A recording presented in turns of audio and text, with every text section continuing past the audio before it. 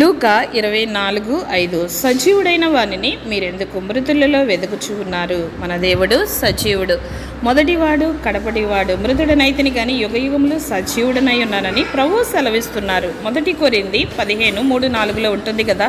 క్రీస్తు మన పాపముల నిమిత్తము మృతి పొందెను, సమాధి చేయబడెను, లేఖనముల ప్రకారము 3వ దినమున తిరిగి లేపబడెను. ఆయన మన నిమిత్తమే ఆ యొక్క మరణము పొంది ఉన్నాడు. రోమ 4:25 కూడా ఉంటుంది కదా. ఆయన మన అపరాధముల నిమిత్తము అప్పగింపబడి మనము నీతిమంతులుగా తీర్చబడుటకై లేపబడెను. మనము చేసిన పాపములకు, మనము చేసిన దోషములకు మన యొక్క పాప శిక్ష ఆయన దేహమందు మోపబడింది. ఎలాగంటే రోమ 5:8 ఉంటుంది, మనం ఇంకనూ పాపులమై ఉండగానే క్రీస్తు మన కొరకు చనిపోయెను. మనము అనీతిమంతులము, మన యొక్క పాపము ప్రభు మీద వేసుకొని మన నిమిత్తము ఆయన శిలువలో బలి అయి ఉన్నారు. ఆయన మరణించడం ద్వారా మనకి రక్షణ.